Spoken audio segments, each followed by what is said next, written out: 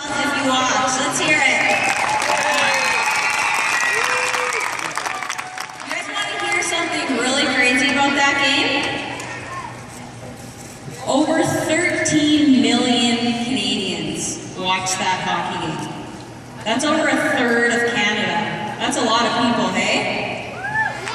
13 million Canadians shared that incredible game and that incredible moment with us when we won that gold medal.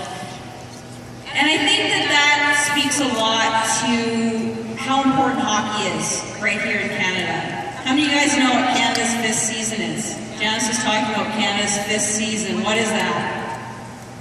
It's hockey, right? There's winter, there's spring, summer, fall, and then here in Canada, there's hockey. And the fact that we had over a third of Canada watching that gold medal game in Sochi, the fact that you're all here today and we have this opportunity to be here, I think that speaks to how important hockey is right here in Canada and how much hockey matters to us.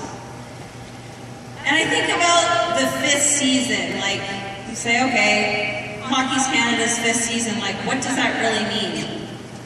To me, it's those 13 million Canadians that watch us play that game, but it's also, for me, I think about how important hockey is to me, and I think about the days that I would spend on the outdoor rink with my family. My little brother who plays, he's on the Toronto Maple Leafs farm team. My dad played in the NHL for a couple of years.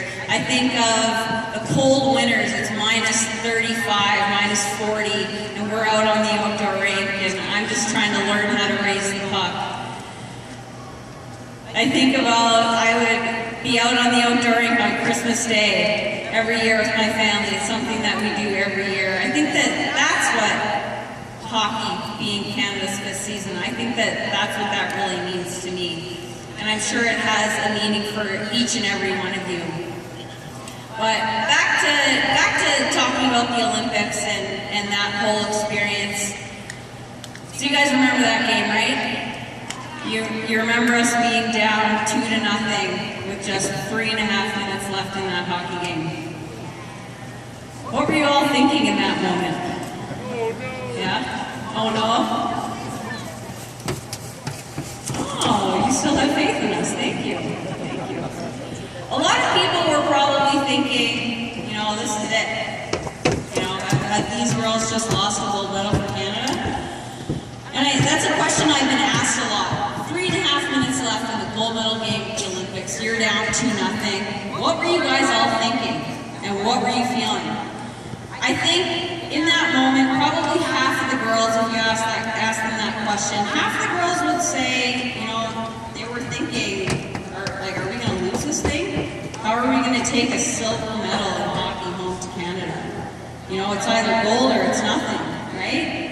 And I think the other half would probably say that they just had this really weird feeling deep down that this thing wasn't over yet. But what all 21 of us had in common was that not one of us quit. Not one of us quit. With all that pressure we had on us, no matter how close we were to losing that hockey game, we did not quit right until the very end.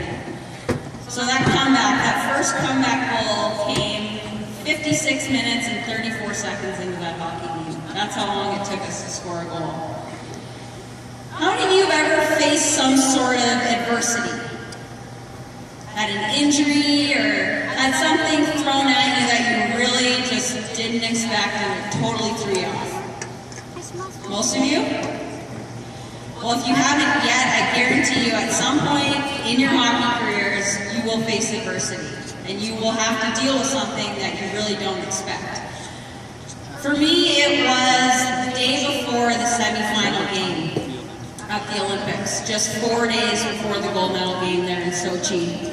I collided with Hayley Wickenheiser in practice, and you don't usually come out the winner when Hayley's involved. And I came away with a broken hand. Just 4 days before the gold medal game at the Olympics, I break my hand in practice. And, there was feelings of initial shock and devastation. That was my Olympic dream. Was that it for me? Were my Olympics over? Was it was it done? And it actually turned out to be the best thing that could have possibly happened to me. And it sounds funny to say, you're probably thinking, how could breaking your hand 4 days before the gold medal game be the best thing that ever happened to you? But it actually was, and I'll tell you why. I got the assist on the first comeback goal in that hockey game, and I'll never forget, I was standing just inside of our blue line and I got the puck, and I looked up and I saw Brianne Jenner, and I could have made a direct pass to her, but I had one small problem. I couldn't feel my bottom hand on the stick because they had frozen it for that hockey game so that I was able to play. So if you can imagine, there's 3.5 minutes left in the gold medal game at the Olympics. I get the puck just inside my blue line. I'm the last man back, and I can't feel my bottom hand on the stick. So obviously I don't try to make that pass. I don't force it up the middle, and I hang on to the puck for just another second or two, and I banked it off the boards. And she went down, and she scored that first goal, and that's what started that comeback for us. But what I take away from that is that without that broken hand, without it being frozen, without that cast that I had on it, I wouldn't have had the patience to make that pass.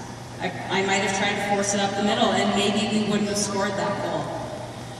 The other thing that I would take away from that is what playing with a broken hand allowed me to do was to stay in the moment in that game. How many of you guys have ever played in a big game, a gold medal game? A game that's so important that you just want to win so badly that all you think about is winning and the game being over and winning, right? So I think we do that a lot. In a big game like that, you think about the outcome and the end goal rather than just staying in the moment and taking the game shift by shift.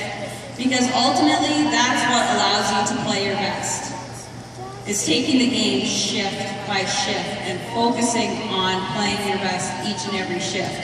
And that's what playing with that broken hand did for me, because I didn't know if I was going to play one shift, or if I was going to play 10 shifts, or if I was going to end up playing 24 minutes like I did.